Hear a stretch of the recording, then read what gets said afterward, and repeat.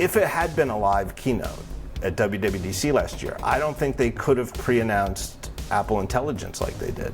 Like, I kind of feel like that's one way they backed themselves into this, where they got more comfortable with, okay, we can't show this yet, but we know we can ship this by November or whatever, you know. And if the team is wrong by a month or two, well, worst case, we'll ship it in January, you know.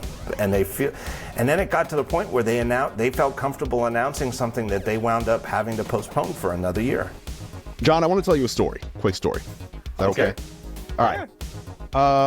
Back when I started, you started at the same time as me, roughly. I was about a spry 22-year-old man back in the day. So a few years ago, two years ago. Yes. Started a blog to write about technology. And I remember having so much hubris after publishing a specific leak. I was the first person, I think, and I think until this day, the only person to show pre-release iOS software running with new features before Apple announced it. iPhone OS, 1.1.3. It has some good sources in Apple. Pre-App Store, pre-App Store for sure. Oh yeah. For first year of the iPhone. It was the one that introduced the jiggle mode. And everyone was writing articles about how it was lying because Apple would never make an interface like this. Now, I was obviously correct. And then I published another not a video, but an article because I couldn't get this running on my phone. But I told people, Flash is coming to your iPhone. I've seen it running. I remember this. It looks like it works great. And then a gentleman published an article about that article and called it Claim Chowder. Claim Chowder.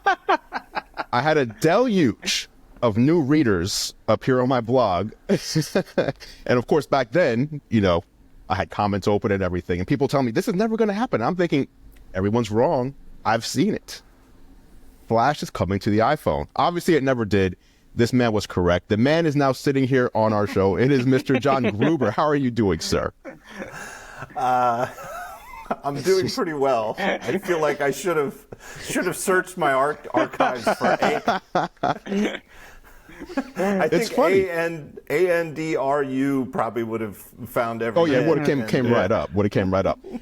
No, I remember though feeling like, you know, I felt like if you see something, then it's going to happen, right? If I saw it running, then this must be what's coming next. And it never occurred to me. Again, 22 years old. I'm new in the industry, whatever you want to call it. It's not even occurring to me that they may just be testing something just to see how it works. Yeah. It may be killing the battery in an hour. They're never going to ship this. So, but it was an important lesson that you taught me. And so I wanted to start the show by telling you, you made me a better, what do we call ourselves? Journalist, better person who covers tech. That taught me a valuable lesson that again, this was 2007. So here we are 15, 16 years later. That has never escaped me. I just wanted to give you a quick thank you for that lesson. When I ran Techno Buffalo, we used to use sort of Daring Fireball as like the baseline for journalistic standards. Like this is what we need to aspire to for sources and for opinions and editorial publishing. I think so. All of us, I think collectively, have a lot of respect for the gravitas that you bring. And not just what you brought, but what you're still bringing sort of to the space. Yes. Well, that's absolutely all very, very kind of you both to say. You know, it's funny because I guess that's what we're going to get to on this show is that I've grown in influence, I guess. I don't think, you know, to be honest, I mean, I don't really track page views and stuff. I don't sell advertising based on CPM or anything like that. And I know people don't believe me, but I don't really obsessively look at analytics anymore. I don't think it's, and I realize depending on different media, especially for like YouTube, you kind of have to. Yeah. It's like, but to be honest, my readership peaked a while ago. And it hasn't gone down, but it's like I found my audience. There's only so many people who want to read Daring Fireball sort of stuff. And I knew that. And there's like a spidey sense in the back of my head that says, I think I'm reaching the people who I think would enjoy what I write. But I do recognize, and it is hard for me to admit it, that my influence has continued to grow to some degree. And I try to be careful about that. But I also, more than anything, try to just keep doing what I've always done, without thinking too much about that. And if we're going to talk about my Something is Rotten in the State of Cupertino piece, yes, I really did zone out while writing it, and just sort of, wasn't really thinking, I bet this will hit because it's me writing it. I just thought I need to get this off my chest with the same attitude I had 20 years ago when I was far less known or influential. We're going to talk about this, obviously. You wrote an article that got picked up everywhere. And on the feedback I've seen, both in articles and on socials, it seems like 99% of the feedback I've seen is in complete agreement with you. I didn't really see many people kind of pushing back against your take. Did you see any interesting, before we even jump into it, did you see any interesting pushback or counter arguments? No. And that is unusual online. Yeah. And it is, I have a weird pattern, and it's the benefit of my publishing model, is that when I have a long piece to write, I can just make it as long as I want. I don't have a limit, and if I don't have anything long to say, I can just post a bunch of short things. But sometimes with the longer ones, I struggle with where to stop including things, where to stop chasing down tangents, what should be a separate article or something like this. Whereas this one, I felt like it was very, very clear which points I wanted to make about these more personalized Siri Apple Intelligence features, and what was promised at WWDC, what was demoed at the time, what was demoed at any point since last WWDC, and then what they had to announce that is canceled. And that anything other than that, other than the historical context of like, hey, Apple, now that I think about it, I'm mad at myself because Apple doesn't promise things that they can't at least demo, right? And I think that laser focus on here's what they promised, here's what they actually demoed, and here's what happened since, made it very hard to refute, right? Like what's really there? I don't know. It's hard to write anything, even if like 80% of people agree with you, or on a video or a podcast or something. You're going to get 20% of people to disagree with everything, right? 20% of people are going to tell you that unsalted potato chips taste better. I mean, you know what I mean? It's hard to do that, but I feel like in this case, it was sort of like checkmate, like I kind of had that idea in my head, like the argument I'm making here seems irrefutable. So, and then the argument that was being made, to summarize, if people sort of haven't read the piece, and we encourage, get to lay the land here. Yeah, everybody to go read it. DaringFireball.net. Link it below. The title is Something is Rotten in the State of Cupertino. And John, I'm happy to summarize it, but if you'd like to sort of jump in and give us... I'm curious what your summary is. Give us an overview. So a couple of things struck out as interesting. Sort of the climax of the piece was that Apple's built up so much goodwill over the years once Steve Jobs came back to the company, and the ball has been dropped so heavily with Apple Intelligence. The promises that were made, the commercials that were shown, and the features that were unavailable. And I thought that you summarized things really well with sort of your the four stages of like realness of a product or software. And I thought that was interesting. So I think one was sort of they'll demo them in front of the media. We've seen these at like keynotes or behind closed doors. The second like realness thing was that they'll let sort of media try it out. And we've been at these events too. I think you mentioned the Vision Pro demo. Yeah. But it was like you were sort of stepped through where you could go, where you could play inside of this very tight walled garden. And then 3 are beta things that go out to developers or fanatic people that want to use it. And 4 is like, here's the thing out in the world, cross your fingers and hope for the best. Right. And I think the point that you're making, and please jump in if I'm wrong, was Apple seemed to know that what they were saying and what they were showing in not quite demo videos, but I think you called them like concept videos, weren't going to be ready in time. And by so please jump in here. I'll interrupt you there. And if I got any pushback, so it circles back to Andrew's question about did I get any pushback? And if there's anything that maybe I did, it's that the article left an insinuation of what you're saying, that I think that there were people at Apple who knew they wouldn't ship them. And I didn't mean to imply that. And I think that's actually kind of crazy, right? I mean, if they knew it. What I'm saying is that I think there had to be, and I don't know for certain. I mean, like, because the people who would be in that position are not the sort of people who speak about their work, even off the record. You know, it's confidential. But there seemingly had to be some people who, leading up to WWDC last year, what should we put in the keynote? What should we promise now versus what should we hold for later and keep internal? There had to be people who were saying, not that we can't do this, but that we can't guarantee that we can do this, right? I don't think, and I don't think the features were that crazy, right? They're not,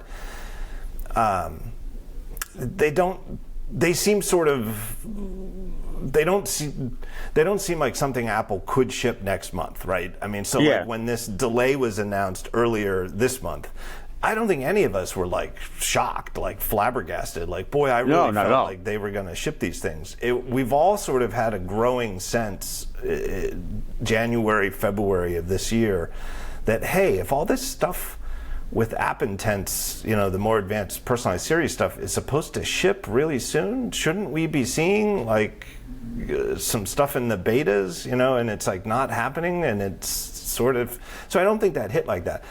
So I just want to stop and say that. I think that ultimately the people at Apple who made the decision to announce these things in June, that a significant number of them obviously thought they could ship them in the next year. You know, but I'm saying there had to be voices saying, I don't know that we should promise this, right? And that we should hold off on it. And that why weren't those the voices that were listened to, and who ultimately made the decisions? But I just want to stop and correct that. And that's the point, that I don't think anybody at Apple lied.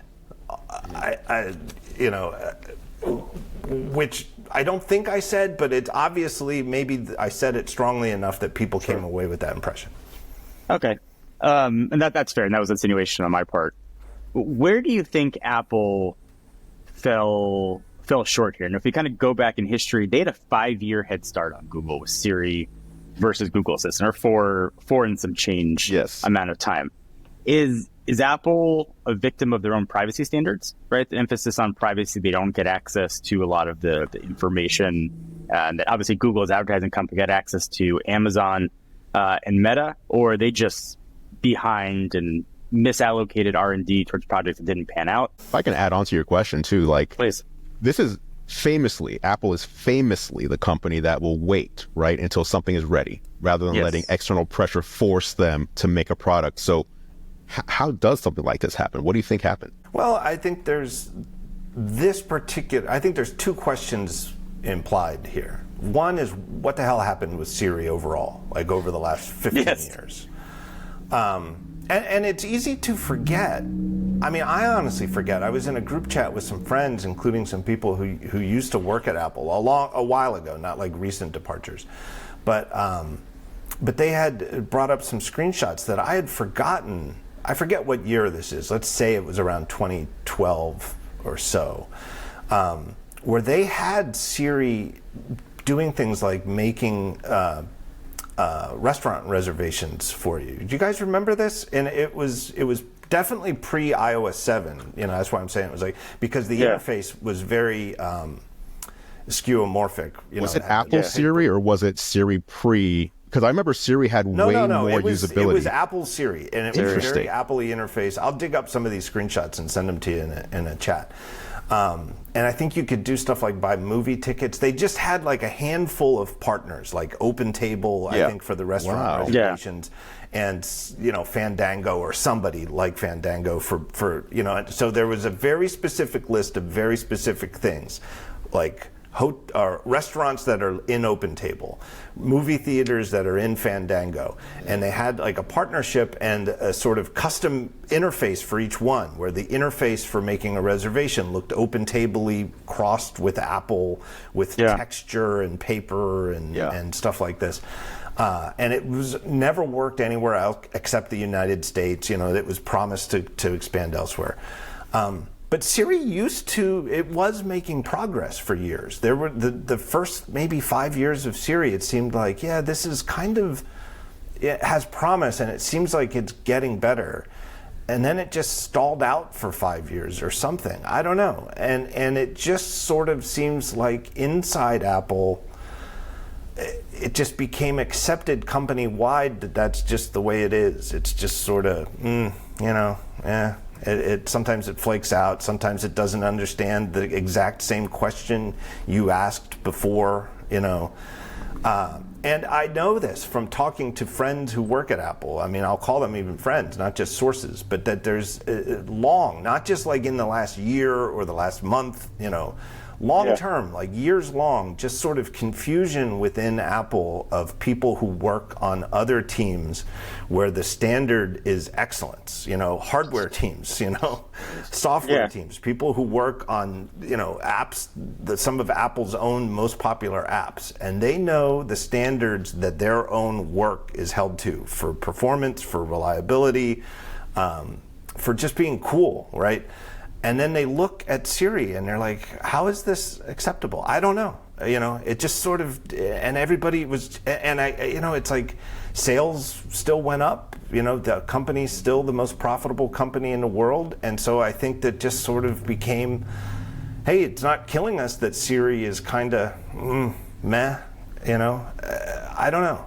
And then the second question that was embedded in your question, I think is sort of, I know people make slippery slope arguments all the time, but I think one reason people make slippery slope arguments all the time is it's a really good framework for seeing how mistakes happen. And I think there's been a bit of a slippery slope that hit the tipping point with last WWDC with these post-COVID pre-recorded keynotes compared to the pre-COVID keynotes.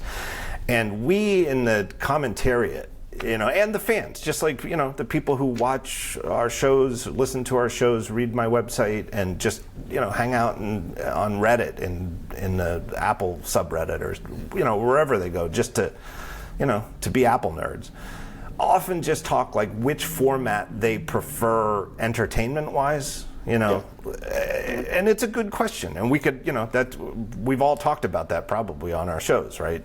Like, which one do you prefer? But putting aside that subjectivity of which one's a better format entertainment-wise or which one is better for conveying the information, right? And then there's the whole sub-discussion that someone like me or Andru who gets invited as media to the events, of course we like the in-person events, people say. And that's fair criticism. I was in the early stages of my getting invitations to events, and it's the luckiest timing of my career, that I was in the audience for the keynote, the 2007 Macworld Expo, here's the iPhone keynote. That three devices. Right. Yeah. It was one of the first keynotes where I had a press pass for. What are the odds?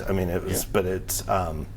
So of course, I recognize, like, hopefully that's part of the thing that makes me me, is I'm willing to recognize, I am in a weird position, and maybe for everybody else. But put that subjectivity aside, there's an objective difference between these keynote formats, which is, with the onstage keynote, they always did the demos real. And I've said this on a couple of shows this week talking about my article, but I'll bring it up again. That 2007 original iPhone introduction at Macworld Expo. Steve Jobs was doing those demos himself on a prototype iPhone with like a camera that was like up over his head showing down. It would have looked better for the people in the big Moscone Hall if they had pre-recorded those demos and just shown a video, screen recorded the capture out of the card rather than actually show a camera showing his finger pointing at the screen. But that was golden path. Right, but that was Steve Jobs emphasizing, this is real. This is a real device in my hand, and you could see my finger tapping these links on the New York Times homepage, loading in the browser on this phone. It didn't look as good, but it's that emphasis of, if we're going to talk about it on stage, and sometimes, over the years, they would have pre-recorded stints. Steve would always say, we have a video. Do you guys want me to show it? And I always love the way he'd ask that. Like, what's the audience going to do? Say, no, boo, finish up.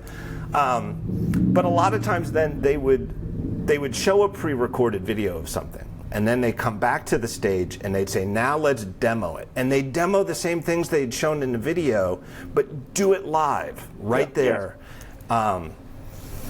With these pre-recorded, where the whole keynote's pre-recorded, there is no live demo. And I think they went down a slippery slope of, well, maybe like the first few, everything they put in them could have been demoed if it had been a live keynote. And then I think they started sweetening them up a little, not to fake them or do it in a dishonest way, but then it got to the point where they were comfortable talking about features last year that they weren't comfortable demoing, even off stage in like the hands-on areas, or the private off-the-record briefings that people in the media get. I don't think they could have announced, if it had been a live keynote at WWDC last year, I don't think they could have pre-announced Apple Intelligence like they did. Like, I kind of feel like that's one way they backed themselves into this, where they got more comfortable with, okay, we can't show this yet, but we know we can ship this by November or whatever, And if the team is wrong by a month or two, well, worst case, we'll ship it in January, And then it got to the point where they felt comfortable announcing something that they wound up having to postpone for another year. Where do you think Apple went wrong with this? Was it underestimating the importance of AI? Was it allocating towards different areas? Was emphasis on privacy and smaller, limited funnels of access to learning information for these large language models? Or was not having the talent to do it? Yeah. What do you think they missed? I don't think the privacy angle is, and I know that used to be the knock maybe like 10 years ago, more against Apple's services, that their focus on privacy is keeping them from doing things that Google, in particular, because they keep everything in the cloud, that every one of your devices is just a satellite to that cloud data, and they could do things. I just think Apple wasn't as good at services, and online type stuff as other companies. And I think that I don't want to get too abstract, but it's like, if it's data on a computer and you've got software running on the computer, you can get to it, right? So if Apple's approach is more fundamentally on device, and other companies like Google or Meta is more fundamentally in the cloud, and with Meta it almost has to be, because they don't have their own, they've got like the glasses and stuff, but for the most part they don't really have a device system out there. It's there. I don't think that's it. I think that Apple's privacy approach maybe slows them down a little, but I don't think it keeps them from doing what they need to do. I just think they've never been good at it and never had a plan for making it good, and nobody's ever just come in and read them the Riot Act and said, we need to tear this out and start over because it needs to do X, Y, and Z, and it doesn't do any of X, Y, and Z. So if you're Tim Cook, you're on Apple's board, and you're surveying where you are, at least publicly, with the information that we know, versus where you need to be, how do you course correct? Well, I think the other mistake they might have made last year was, I think they somehow, as proud a company as Apple is, and as steady as their leadership is, right? We all know that the top people on their senior leadership page change very slowly. But that somehow they still allowed themselves to get caught up in the AI hype cycle, and that they felt a need to prove to the tech industry, prove to Wall Street and investors that they are on top of this. I really think the course correction, though, is to just get back to showing stuff when it's ready, right? Because, I try not to tell Tim Cook or Jaws or Federighi what they should do. I don't feel like that's my position as a pundit, and I think if you're a film critic, you judge the work, you don't judge the people who made it, right? It's the work that I try to criticize, and so I'm not trying to say here's how they should have done it. But in this case, I really do feel like it's kind of hard not to, and to say what they should have done with whoever it was who was saying, we need to show more. We need to show stuff that's more impressive than the Apple Intelligence features that have shipped, right? The non-personalized ones. The ones, and those were all features that they were willing to demo to some degree in person last WWDC. I would have said to the people saying, and the people who were saying, we can finish this. We've got this sort of working. We've got this app intense framework, these APIs. I would have said to them, if I had a vote, okay, come back in September when we do the iPhone event, and if we can demo it there, then we'll announce it there, right? Why not hold it? Even if they're saying we can ship this by the end of the year or at the beginning of next year.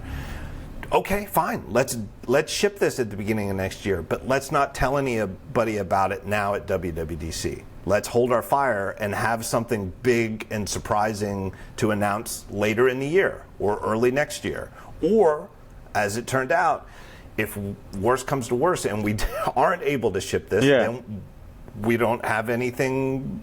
You can't. I think I've written this a couple times this week, but you can't break a promise you never made. I have a question for both you guys, because I think it's safe to say that most people agree AI is a transformative technology. It's probably the biggest shift in technology we've seen maybe since the internet, the dawn of the internet, or 4G LTE or something like that, right? Understanding the market pressure from your users, pressure from the stock market, like everywhere about AI and where are you? It kind of feels like Apple had to do something this year. Like, it feels different than when is Apple going to make a foldable, right? Like, that's just a different thing, a form factor. This is a technology that a lot of people are, in a way, looking forward to using or clamoring for and want to see Apple's take on. And it's almost like Samsung and Google have phones that can access the internet. And is Apple going to have a phone with the internet this year, or will we wait next year? Will they have the internet, internet access from your phone? It almost felt like that. You have to at this point. One of John's key points in the article was that Apple Intelligence is essentially a marketing umbrella for these smaller features, right? It's just a collection of almost like iCloud. iCloud isn't a thing. It's a collection of little things that fall under the iCloud umbrella. Without the Siri personal context and on-screen awareness, we're kind of just left with writing tools and image playground and a new Siri animation. And when you look at other phones, and I'm an iPhone user primarily, I think all three of us are, but obviously I test Samsung phones, I test Pixel phones. Those phones feel far and away, and as it pertains to AI, far and away better than what Apple is doing, even 2 years ago compared to what Apple is doing today. How much of Apple's current trouble in AI is due to genuine technical barriers as opposed to just poor marketing choices? We don't know, right? I mean, we don't know how close they are to shipping more impressive features. It sounds like they're not. And I think, part of it is, it's like, Andrew, you brought it up, that Apple, and they often emphasize it. That's the part that's so confounding, is Tim Cook says it all the time in interviews that he does, that Apple doesn't aim to be the first, they aim to be the best. repeatedly. And it's been true.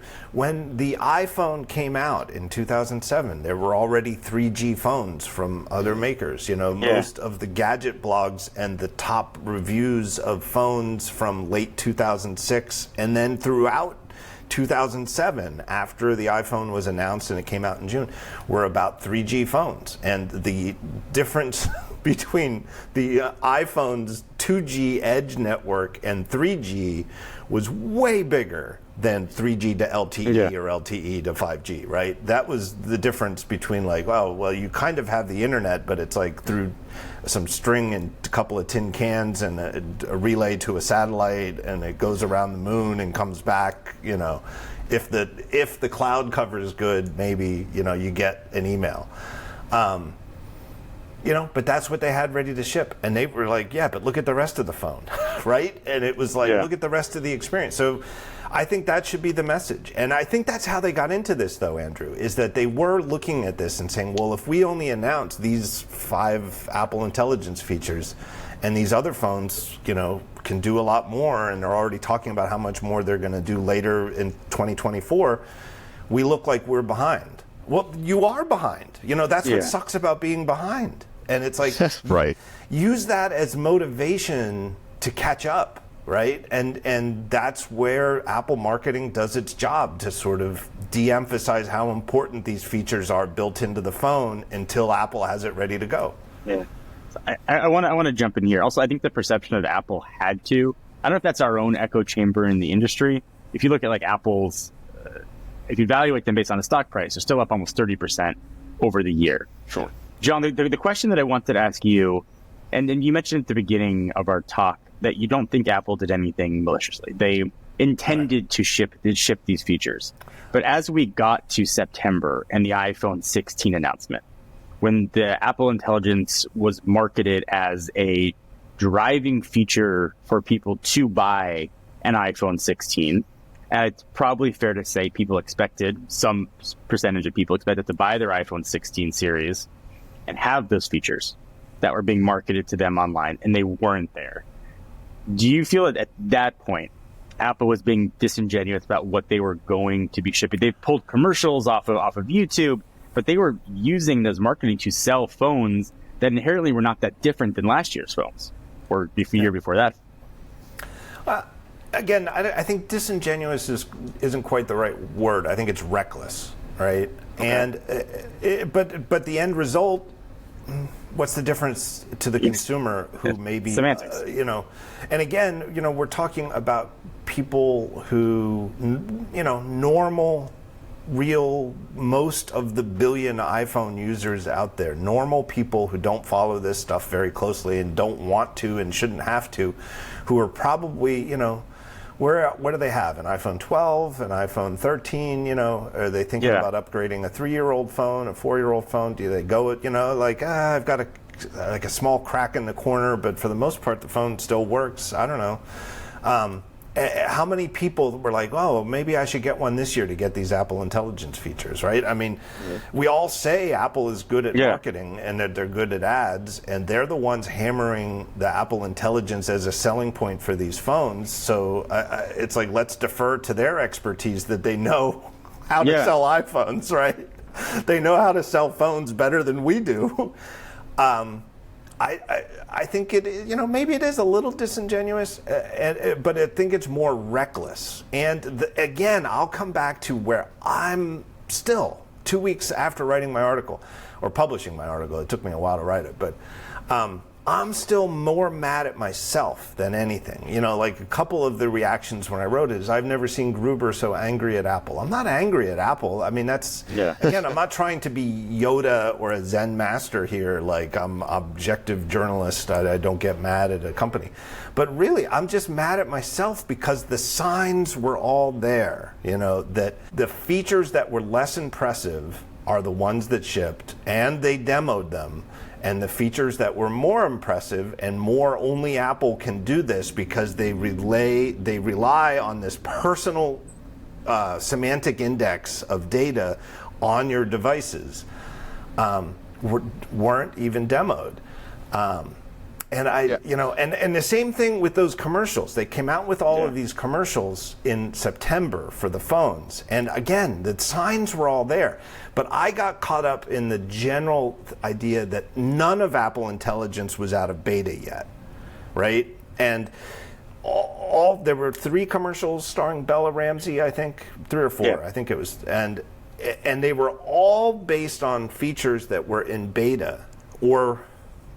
but some of them, the one commercial was features that weren't even in beta, but all of Apple Intelligence was beta. And it's kind of weird, but they've done some stuff like that in the past. If you remember, I think it was the iPhone 10. Andrew, maybe you remember with the first one was portrait photography. Portrait mode. Yep.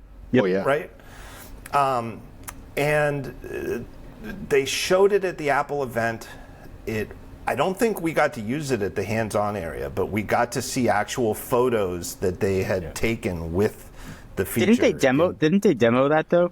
Wasn't that a live? I think that that was a live demo. Yeah. But I think it was like in my parlance a stage 1 demo where they were able to use it. Yeah. But they wouldn't hand the phone to me or Andrew in the press and say, now you can take a portrait photo. They had iPhones running beta software with portrait, but they kind of knew like the distance and the angle and like things like that you're not going to get. Remember, they had a terrible problem with off-access eyeglass frames. They knew to avoid that.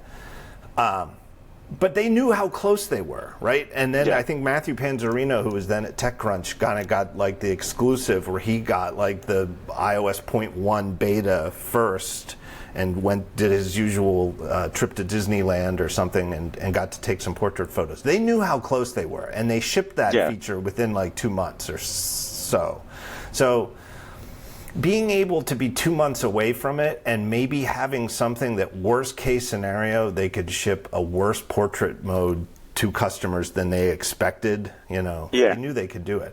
Whereas in September, there was all I could focus on, or I could think about, was that all of Apple Intelligence was beta, and yet they're making commercials. But the real difference hiding under our noses was that one commercial, the one where it was like, hey Dingus, what was the name of the guy I had lunch with at Cafe Grinnell a couple months ago? That feature wasn't even in beta yet, right? And it still isn't right now in March. Right. That's the one that really should have jumped out, because the other ones that they were promising, and it is weird that they made an ad campaign about Apple Intelligence when it wasn't coming out of beta till late October or something, but they knew it was going to come out of beta. I mean, and we could install the beta versions of iOS 18.1 on our phones at the time and try them ourselves. They were beta. It was a beta operating system. That's the difference, is that they even made a commercial. And I think that maybe internally the communication on that, I don't think it was deception. I think it was internal communication of, well, the Siri team, they say they're going to be able to ship this soon. And so, the advertising team was, okay, let's count on it. All right, let me ask you a question. This is more behind the scenes of this article, because I mean, obviously the content of the article is interesting in and of itself, but I feel like, especially like the three of us here, it's like, I would imagine if you're an NFL player or an NBA player and you're watching a basketball game, you're watching it differently than a fan watches it, right? You're watching how people are doing things and why. So I'm kind of picturing you slowly coming to a realization, almost like a major plot twist at the end of a movie. Like, I see dead people and he was dead the whole time or something. Like, all of a sudden you're realizing, wait a minute, I should have seen this the whole time and here it is in front of me. Like, how can you explain like how that went down in your brain? No. Except that, and for, I don't know the reason, but when they announced the delay like 3 weeks ago, it was in a statement that they gave to me.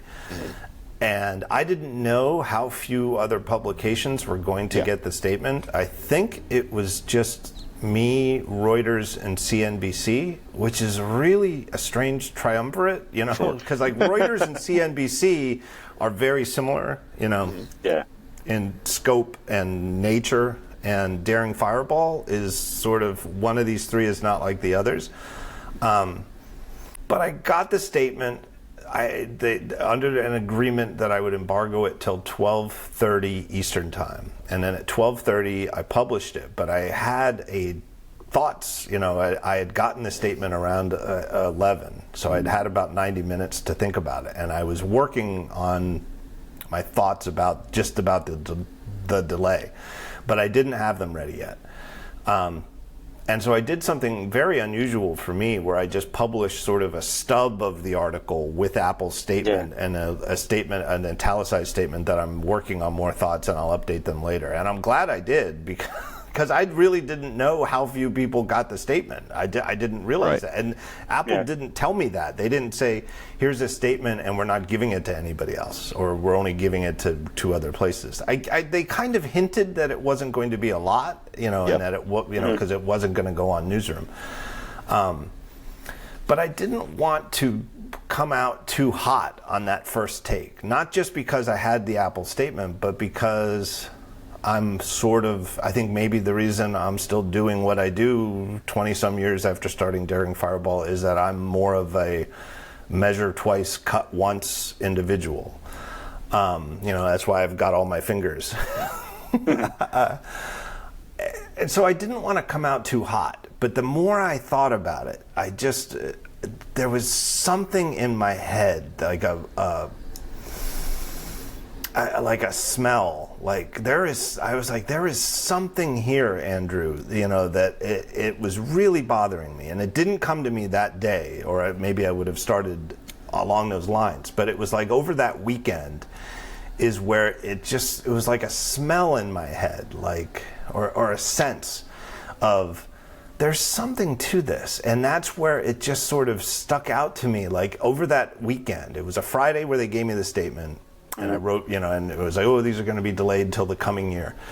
And then over that weekend is where it just sort of, and I just went back through my notes from WWDC, and I went through, and it just, all of a sudden, like making a list of things that they showed me in person working versus things that they didn't, it's 1-to-1. It's not like, oh, most of those features shipped and most of the other. It was exactly 100% clear. And I thought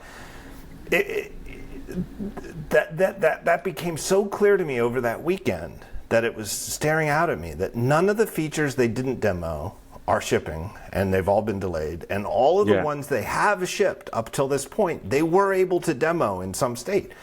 And I thought, well, this is so obvious. Surely, I knew I hadn't written about it, but I thought, well, surely a bunch of people have. And I started searching the web, well, who else called this out already? And it was like, nobody. And I'm like, am I wrong? Do I need to double check this? But I've had those moments, you can never predict them, but I've had those moments, maybe not even once a year, like every couple years, where there's this thing that suddenly seems so obvious to me that I cannot believe it hasn't been the subject of why, that I'm like the last person to get it. And it turns out nobody's gotten it.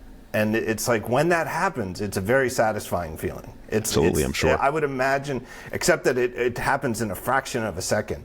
It's like when you're Aaron Judge, and it's like the ball comes out of the pitcher's hand, and your mind says, this looks like it's going to be a fastball right over the middle of the plate. And it's like, is this too good to be true or not? But I think this is a fastball over the middle, and it is. And it's like, boom. But it's like you could paralyze yourself with doubt by thinking, no way, he's trying to trick me or something. And then you just stand there with the bat in your hand, and you just looked at a fastball right over the middle of the plate. You mentioned in your article, Apple lulled you into complacency over time.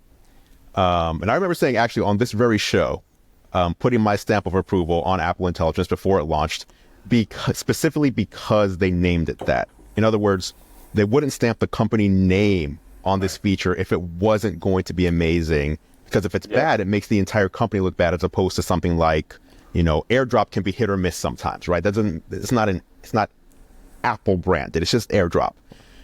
How, if any, in any way, does this change how you cover Apple going forward? Well, the one thing is, and I can't imagine that I have enough years left that this will ever slip into, oh yeah, I forgot about that. Like that, this sense of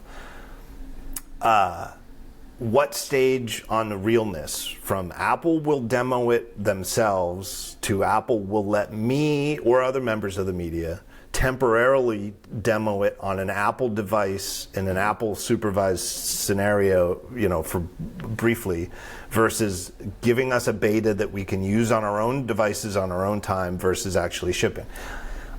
I'm not going to lose sense of that anymore. Like, so 5-6 years from now, at WWDC, and they announce that it's going to do X, Y, Z amazing things, I'm going to be thinking, when do I get to see X, Y, and Z? And do I get to play with it? Or is Apple just playing with it? Or is it just a concept video at this point, and we don't get to see it happen live?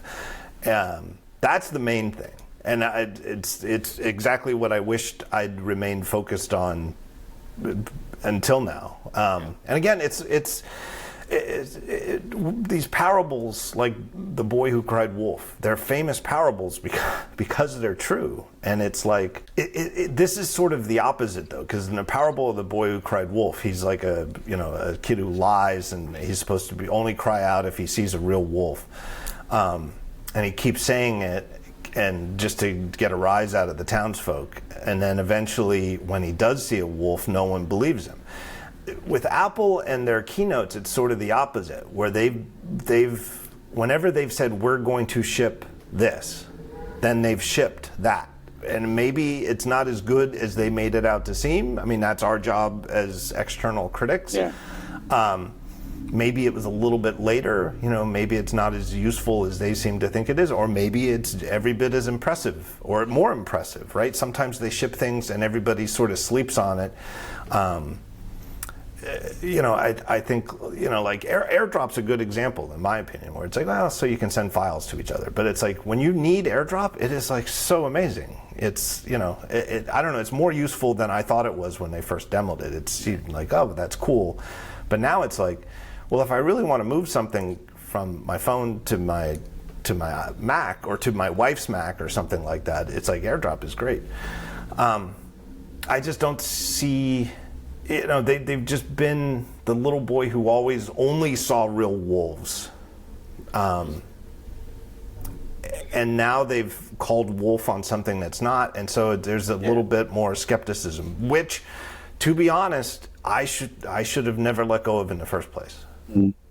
Do you think the damage the Apple Intelligence brand is so severe that the only way for Apple to move forward with artificial intelligence is a rebrand, or can we have an Apple Maps moment where sort of you can sort of have a resurgence in reputation? No, but I do think they need to be careful about just continuing to roll out features for it that are good enough, right? The biggest problem with Apple Maps, the cause was that their licensing deal with Google had expired, and they were behind the times. That their existing, I think they could have renewed on the same terms, but that didn't include turn-by-turn and directions, and it didn't include vector maps, meaning scalable maps, like the old Apple Maps with Google. You'd zoom in and you'd see pixels until it reloaded higher res map data.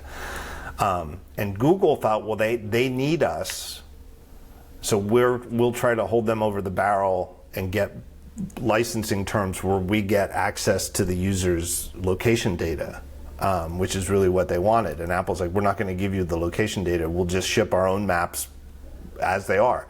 And Google thought they were calling a bluff, and Apple shipped it. The problem longer term, I mean, they sort of had to. They sort of had licensed themselves into a corner where they had to choose between giving Google terms they didn't want to give privacy-wise, or shipping an inadequate Maps product of their own. The problem is that people who used Apple Maps in that first year or two, maybe even 3 years, and formed their opinion of how good Apple Maps is, then they went to the App Store and downloaded the Google Maps or Waze or whatever other Maps apps are there, and then never went back, right? I think that Apple Intelligence won't suffer that if they only ship features that are good, right? So I don't think, as it stands today, March 2025, that Apple Intelligence does much that people find life-changing right now. Yeah. But I think the features they've shipped, mostly do what they say. I think Image Playgrounds is weird because it's like, it sure is. Who's ever going? I mean, it's like I wrote in my article, like if this was a demo app for developers from Apple's developer website, like here's how you can use our new image generation APIs, and here's a sample app that lets you, make some very basic G-rated images. That would be great. It would be a great demo app. I think it's very strange that they act like typical users are going to find use for this in their lives, right? Like if you guys had invited me onto this show with an email that included an image of the three of us from Image Playgrounds, I would have thought, well, that's weird, right? I mean, but that's like what Apple shows us. Like, like when they had like the demos for the M4 MacBook Airs a couple weeks ago. It's like here, and it's not in person, it's over WebEx, but it's like, here's a cool thing you can do with the new M4 MacBook Air. You could use Image Playground and make an image for an invitation to a picnic, or I forget what the demo was exactly. But it's like, it's a weird demo because it's like, who would do that, right? It's like usually they're actual demos, like here's our new Mac, here's a thing you might do with it. Like here's the new Mac Studio with this crazy M3 Ultra chip. Here's a thing that you might use that chip for. And it actually is a demo of a thing that you might do. It's like, here's, banging out 3 streams of 8K video all at once or something like that. Like, that's a real world use case. During my demo for the M3 iPad, they were trying to convince me how great Image Playground was for when you're editing your videos. So if you're doing a video review and you just need a scene, you just go into, I was like, why would I ever in my life use Image Playgrounds or something, for right? B-roll? Come on. I know we want to get to foldables, John, but real quick, I want to get your take on Vision Pro, because at least in my mind, Vision Pro was the last major thing Apple launched before Apple Intelligence, which also kind of had, I love my Vision Pro. I use it almost every single day. I'm one of the few who are lucky enough to not feel uncomfortable when wearing it. And I know most people don't have that experience, but just kind of looking at the sequence, how do you feel that's going? And do you feel like Apple kind of has 2 big misses here, or like, what's your take on that? And it's funny because they get tied. They're tied together with the news that Mike Rockwell is being, which I guess is still not confirmed anywhere except through Gurman. At Bloomberg, but nobody's pushed back on it. So it seems true.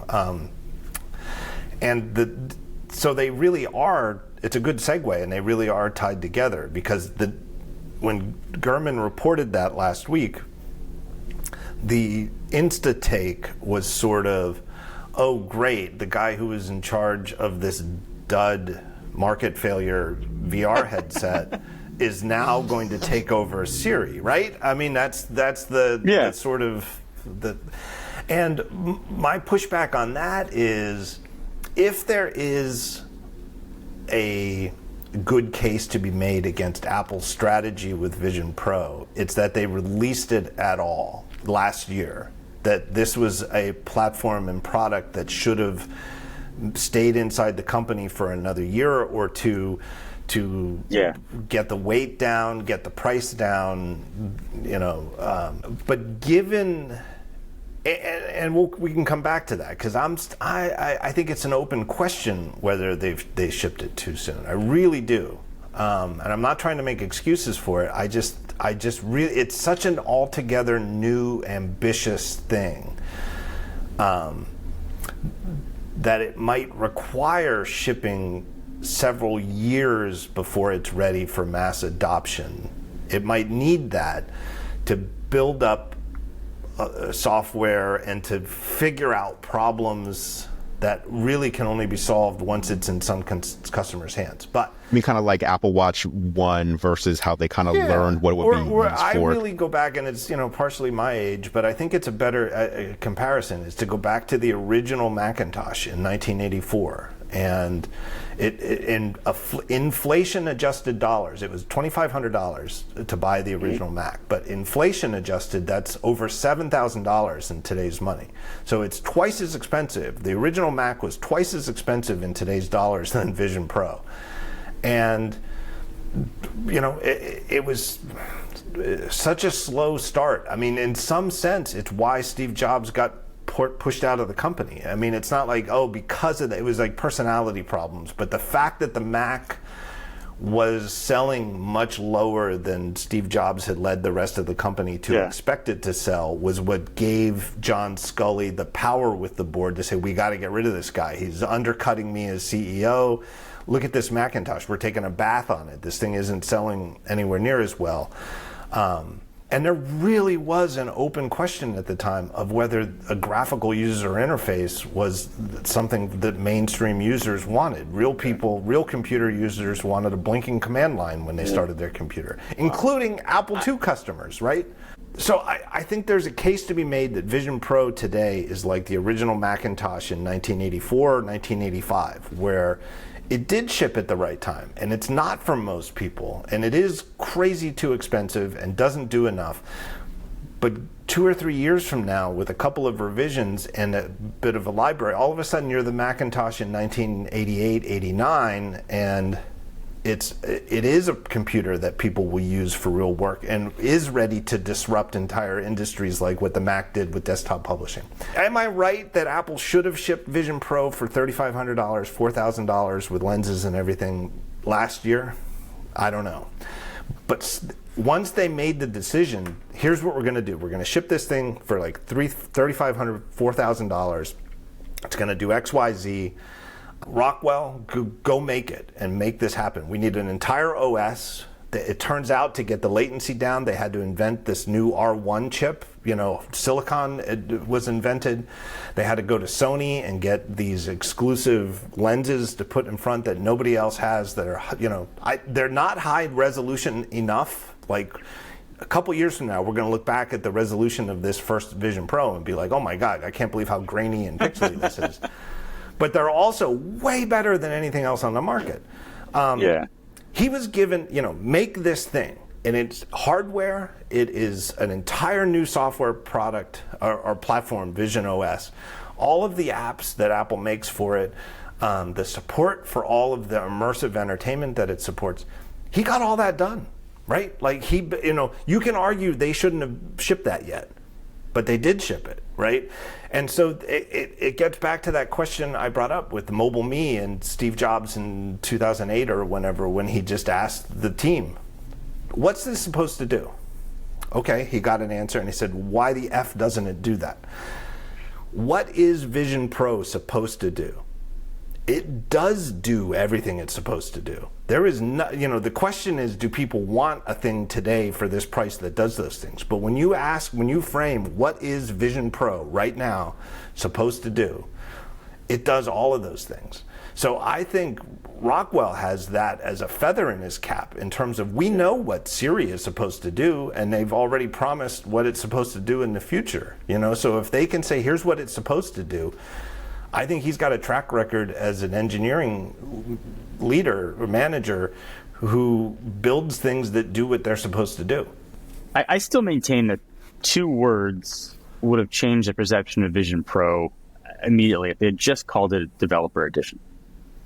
Just added something at the end that was like, we know this isn't for everybody. Evaluate it as a developer. Evaluate it based on what it's going to be. And if you want to, and this is kind of how they presented it. We know it's not for everybody. If you want to buy it and test it.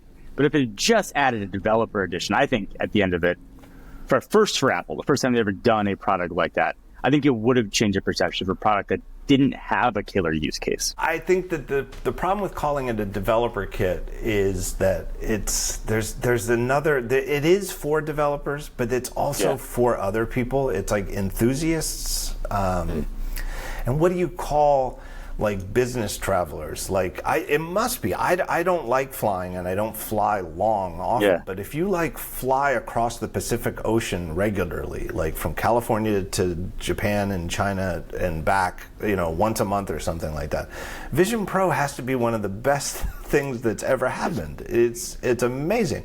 But that's not a developer, right? What do you call that use case? The sharper image edition, right? It's the expense account edition, right? It is a marketing problem. Something to denote that it was different. But I get it, John. They didn't somehow. That's why they're Apple, right? They're supposed to be better at that than us. There's some kind of expectation setting that they didn't do right. I do want to ask, just with respect to the time and sort of look at Apple's future. Foldables appear to be where Apple is headed. And I don't know if it's Apple following the trend like they did with AI. We need something in the space. How do you view Apple entering the foldable market? And again, we're going to go back to the style of Apple where they're not going to be the first, but they're going to come in the strongest, the best offering. Are we going to see something that is really just an Apple version of what exists? How do you envision Apple coming into sort of this increasingly crowded space? I think it's probably as wrong to think of foldables as a category as it would be to have considered 3G phones as a category in 2006, right? It's a technology, right? And I think it's easier or more appropriate to just think, well, what does Apple like to do in general? They like to make things thinner, sleeker. They like to reduce bezels. They like to,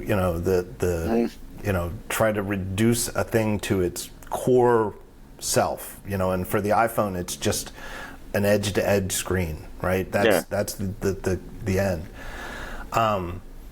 So folding is just a way, but the weird thing about phones in particular, and this threw me off. Like remember we used to call them phablets. It threw me off because I like small things. I like smaller gadgets. I used to love the MacBook Air, or was it? Yeah, the 11-inch MacBook Air. Like when the two sizes of Air were 11 and 13-inch, I loved the 11-inch because it wasn't my primary computer and it certainly wasn't my primary screen.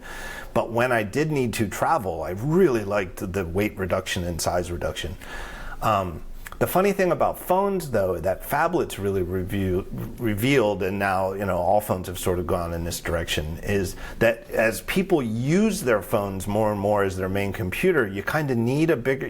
There's this conflict between the size of the device and the size of the screen, and that's what folding solves. Is it gets you a bigger display while it's overall a smaller device. So it definitely seems like something Apple has surely been thinking about probably like 20 years, right? Like before the iPhone even came out, they probably were thinking like, hey, would it be great if we could like roll up a display or fold a display or something like that. But the other thing Apple really, really cares about is, as I like to call them, production values, right? They like edges that feel nice and look nice, and they corners that are the right radius, and they certainly don't like to see a visual seam halfway through a display, right? Crease, a crease, whatever you want to call it. The technology just hasn't been there. I've never seen a foldable that I think Apple would consider using the display for. But once, surely that display technology is coming, right? I've never doubted it.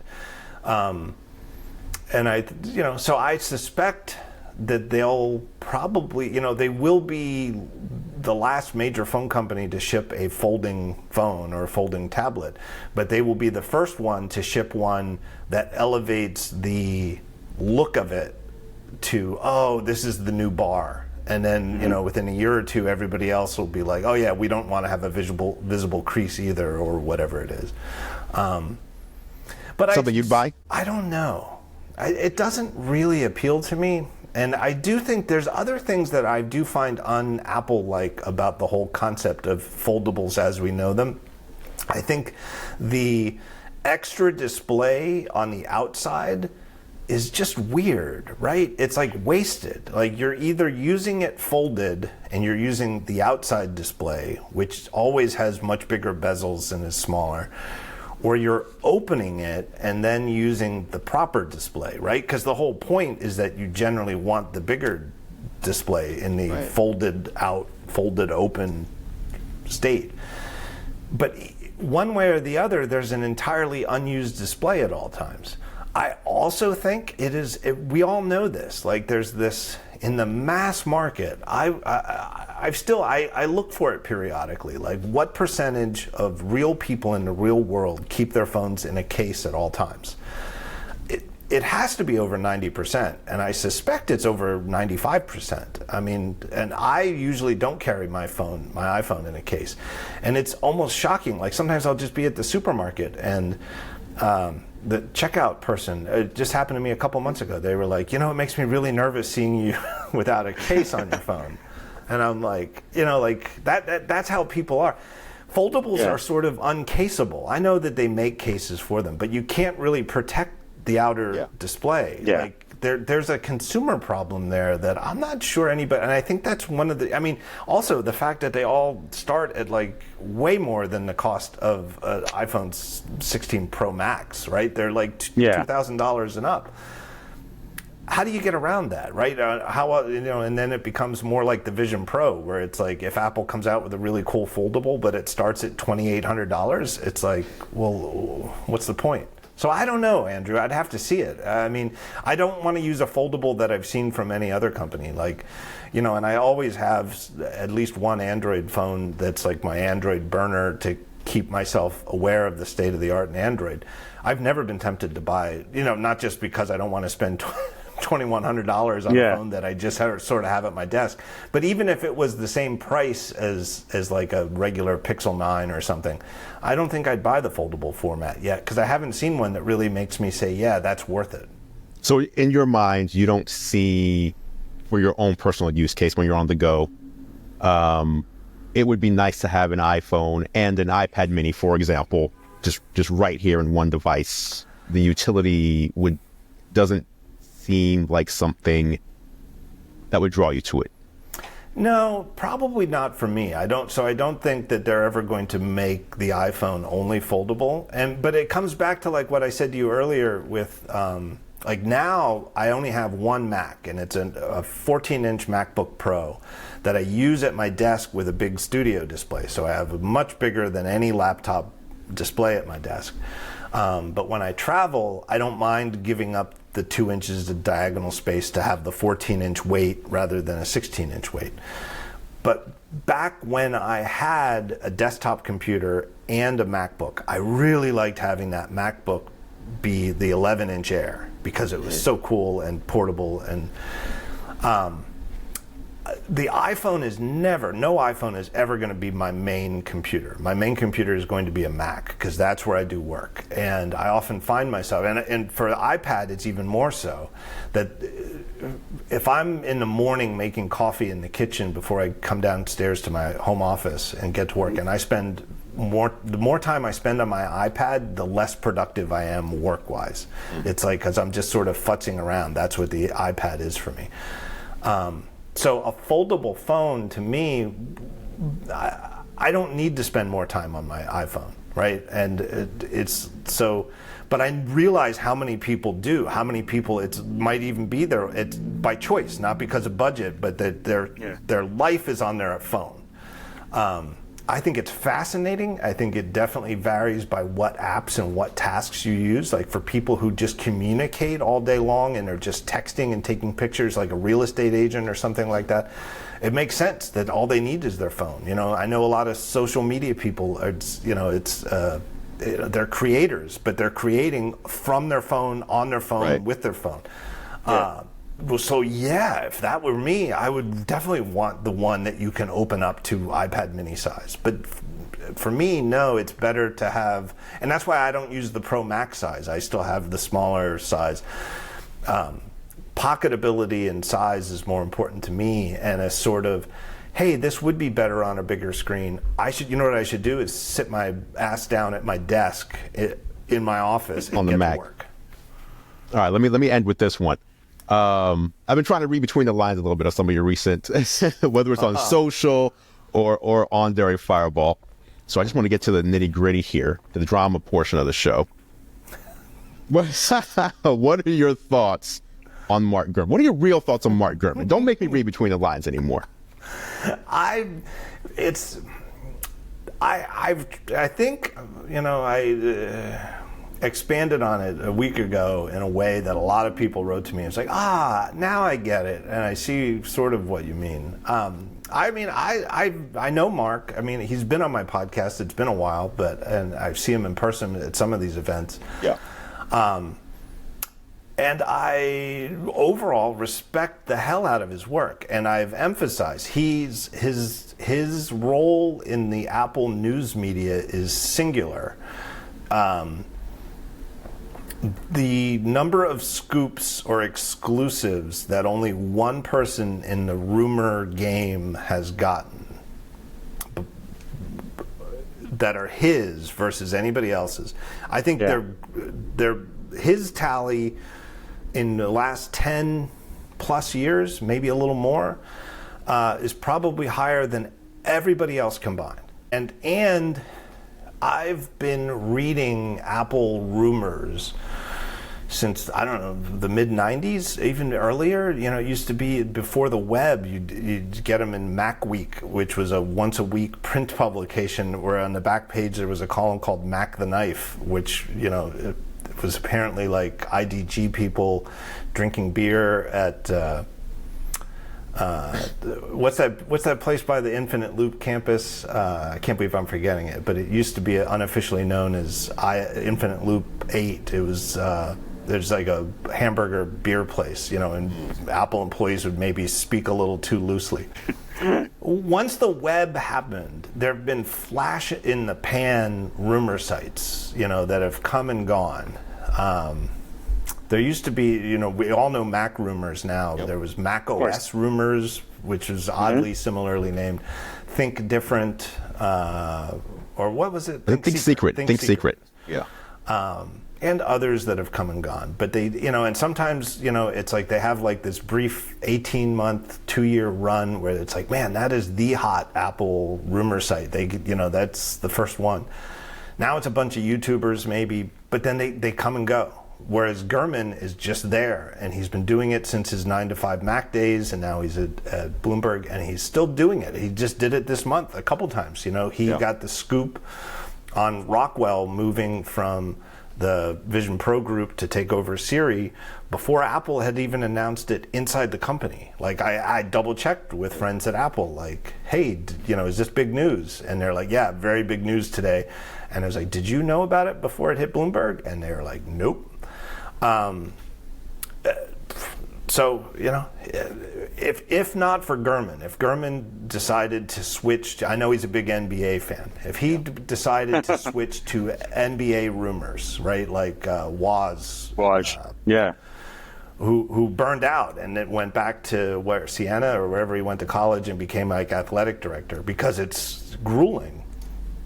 Staying on top of that. I think Gurman could be fantastic at that, right? Like doing like NBA trade rumors or something. But if, let's just say Mark Gurman switched from writing about Apple to switching to writing about NBA trade rumors, all of those leaks that he's been getting, they just dry up and disappear. Like, so a lot of times when people say, oh, Bloomberg is reporting blank about Apple, it's not Bloomberg, it's Mark Gurman. And he works for Bloomberg. Right. We would just know a lot less, or if Gurman just decided to become a farmer, like just I'm sick of computers and I'm gonna retire or whatever. We just lose all of those rumors. Not whether we'd be poorer for not knowing more stuff in advance or not, we can argue, but we'd know a lot less. So I respect the hell out of him for that. But on the other hand, he's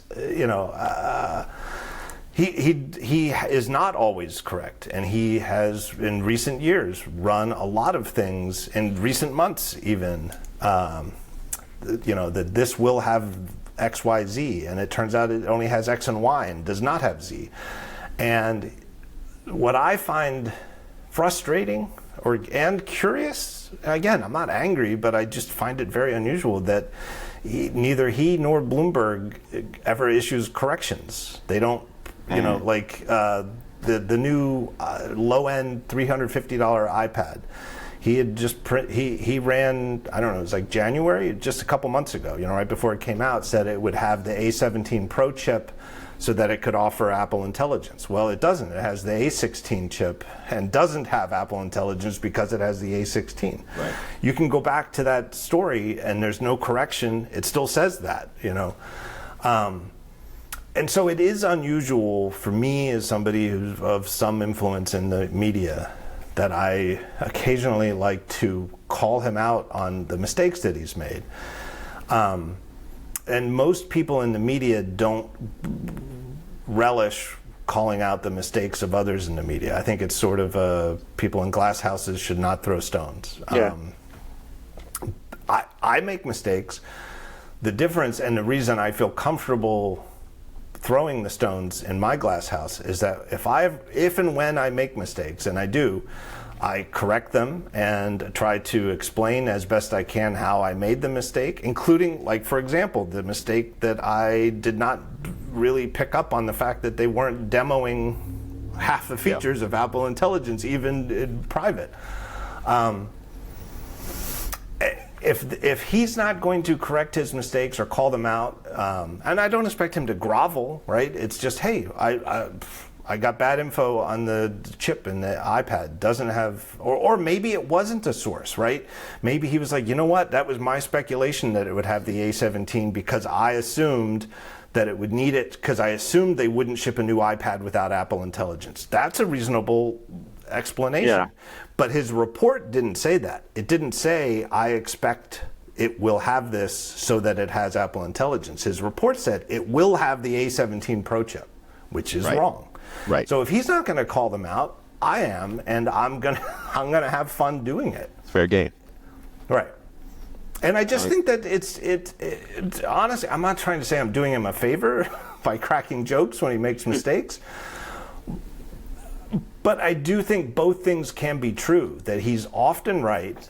He has an extraordinary number of exclusive scoops, but that he's also sometimes wrong, and that it's kind of annoying and weird that when he is wrong, neither he nor Bloomberg corrects them. Like, both of those things can be true, and that's where I stand on Mark Gurman. There we go. John Gruber, thank you for joining us this week. Thanks for being on the show.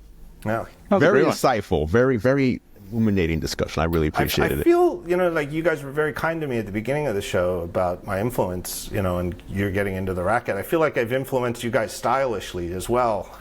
Hey, that's right. I mean, you've been gray. All the gray beards. That's right. Gray beards, gray shirts, black sweatshirts, right? AirPods. Maybe my influence. Maybe my wife should be, styling all of us with some color.